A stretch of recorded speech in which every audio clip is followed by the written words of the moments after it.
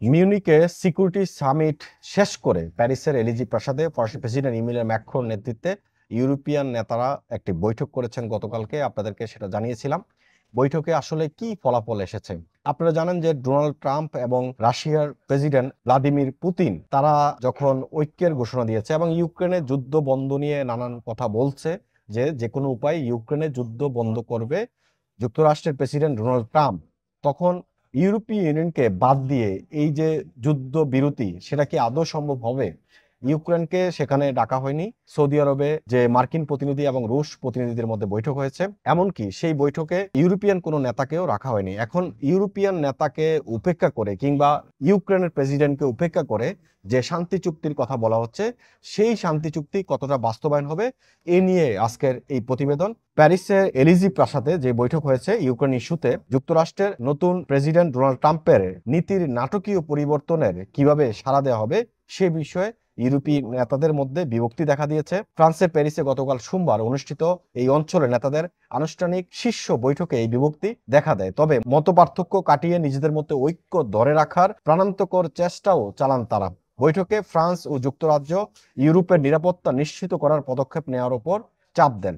এর আগে জার্মানির মিউনিখে একটি বার্ষিক নিরাপত্তা সম্মেলনে মার্কিন ভাইস প্রেসিডেন্ট জেডি ভ্যান্স ইউরোপীয় ইউনিয়নকে আক্রমণ করে বক্তব্য দেন। তার বক্তব্যে ইউরোপের নীতি নির্ধারকরা ভীষণভাবে ব্যথিত হয়েছেন। মিউনিখ সম্মেলনের প্রেক্ষাপটে গতকাল প্যারিসের এলিজি প্রাসাদে তড়িঘড়ি ইউরোপের নেতাদের জরুরি বৈঠক ডাকেন ফ্রান্সের প্রেসিডেন্ট ইমানুয়েল ম্যাক্রো। ইউরোপের নেতারা এইভাবে চিন্তিত যে মস্কোর সঙ্গে শান্তি আলোচনায় প্রেসিডেন্ট ট্রাম্প তাদের পাশাপাশি কিয়েভকেও বাদ দেবেন। আজ মঙ্গলবার সৌদি আরবের রাশিয়া ও যুক্তরাষ্ট্রের কূটনীতিকদের মধ্যে এক বিরল বৈঠক অনুষ্ঠিত হয়েছে। প্যারিস বৈঠকে ইউরোপীয় নেতারা যেসব পদক্ষেপ গ্রহণ করার উপর জোর দেন সেসবের মধ্যে রয়েছে প্রতিরক্ষা খাতে যুক্তরাষ্ট্রের উপর নির্ভরতা কমিয়ে নিজস্ব ব্যয় বৃদ্ধি, কিয়েভকে নিরাপত্তা নিশ্চিত দেওয়া, রাশিয়া ইউক্রেন যুদ্ধ বিরতির প্রতিষ্ঠিত হলে কিয়েভে শান্তিরক্ষী হিসেবে ইউরোপের সেনা পাঠানো ইত্যাদি। অর্থাৎ এলিজি প্রাসাদে যে বৈঠকটা অনুষ্ঠিত হয়েছে, যেহেতু কিয়েভকে ডাকা হয়নি সৌদি আরবে বা ইউরোপীয় নেতাদের ডাকা হয়নি, এই জন্য ফ্রান্সের প্রেসিডেন্ট ফরাসি প্রেসিডেন্ট ইমানুয়েল ম্যাক্রো তড়িঘড়ি করে যে বৈঠক ডেকেছেন, সেই বৈঠকের মূল আলোচনা ছিল কিভাবে ইউরোপে সামরিক যে শক্তি সেই শক্তি আরো বৃদ্ধি করা যায়।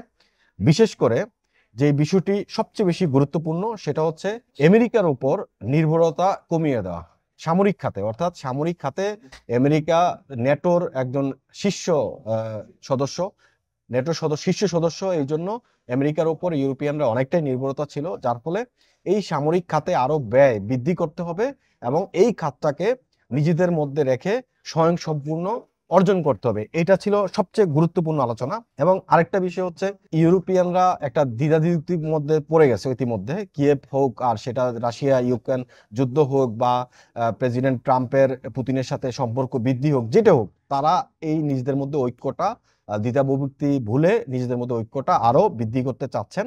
এবং যেই যুদ্ধবিরতি হলেও সেই যুদ্ধবিরতি আসলে কিভাবে হবে এবং কিভাবে সেই শান্তি প্রতিষ্ঠা করতে হলে ইউরোপিয়ান সেনা সেখানে মোতায়েন থাকবে, এই বিষয়গুলো আসলে মূলত আলোচনা হয়েছে। এবং সবচেয়ে আরেকটা আশ্চর্যের বিষয় হচ্ছে সেটা প্রেসিডেন্ট ট্রাম্প এবং প্রেসিডেন্ট জেলেনস্কি দুজনের সঙ্গে টেলিফোনে কথা হয়েছে ফরাসি প্রেসিডেন্ট ইমানুয়েল ম্যাক্রোর। এবং আজ সকালে টেলিফোন আলাপে তিনি ইউক্রেনের জন্য জোরালো ও গ্রহণযোগ্য নিরাপত্তা নিশ্চয়তার আহ্বান জানিয়েছেন। অর্থাৎ ফরাসি প্রেসিডেন্ট ইমানুয়েল ম্যাক্রো তিনি কথা বলেছেন মার্কিন প্রেসিডেন্ট ডোনাল্ড ট্রাম্পের সাথে এবং ইউক্রেন প্রেসিডেন্ট জেলেনস্কির সাথে, এবং তিনি যে বিষয়টা আলোচনা করেছেন জোরালো এবং গ্রহণযোগ্য একটা নিরাপত্তা, অর্থাৎ যুদ্ধবিরতি হলেও যেন নিরাপত্তাটা নিশ্চিত থাকে। ইতিমধ্যে যুক্তরাজ্য ঘোষণা দিয়েছে তারা সেনা পাঠাতে প্রস্তুত, যদি সেখানে আমেরিকা কোনো ধরনের বাগড়া না হয় তাহলে তারা সেখানে সেনা পাঠাবে এবং তাদের সেনা প্রস্তুত।